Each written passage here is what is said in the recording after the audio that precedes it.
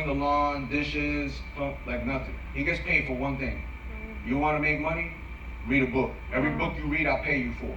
If not, you broke. Yeah, that's I gotta break that curse, man. That's I go, good. listen, you don't want to go in school, he's going to high school, I go, they're going to talk to you about things, and if you're ignorant,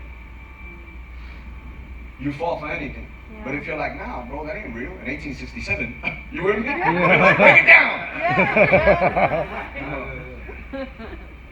You're going to read. You're going to be an educated Hispanic person. That's right. With some swag. Amen, come on. It's cool.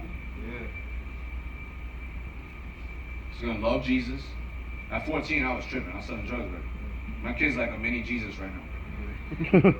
Praise God. Like, wow, Praise God. Jesus.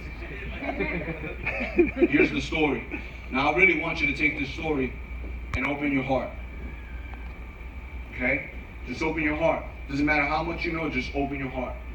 This was about a husband and a wife, and they were arguing. Man, they were fighting bad, man. They were fighting bad, and they were just like, and before you know it, the wife says, you know what, let's just start writing it down on a piece of paper. Because this is getting ugly. And so they go, fine. So they grab pieces of paper and they start writing. They look at each other. She looks at him. He looks at her. She gets to the bottom of the page and she puts her pen down. And he looks at her. And he's like, he keeps writing. He grabs another piece. He looks at her. He keeps writing. Man, she starts getting obsessed. She starts clenching her fist like, this fool, how can he keep writing? Like, I'm already done and he's still writing. She starts getting angry. He grabs another piece of paper. He looks at her.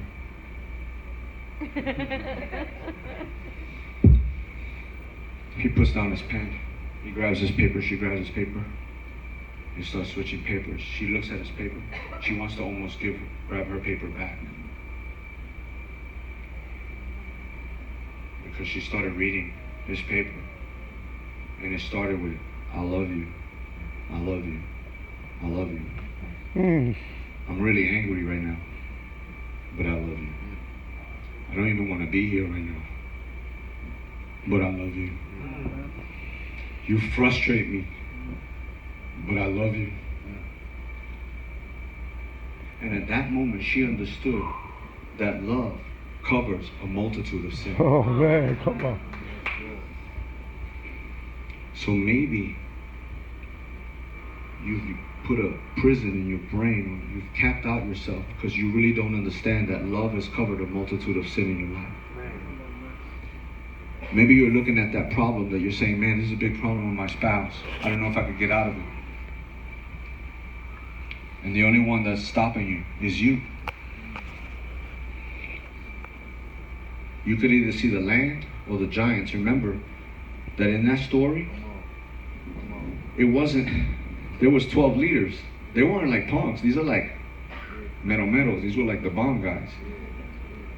And 10 of them saw giants. 2 of them saw the promise. 2 million of them didn't enter the land.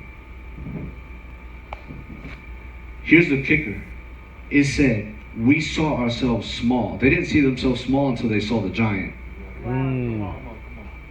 So maybe you're looking at your life and you're looking at all these things rather than looking at the promise of God. And you're feeling insecure and you're feeling like you want to quit. But I have one question for you. Is that love worth fighting for?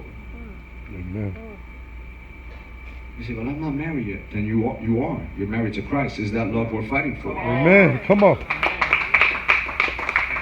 Let's get on our feet.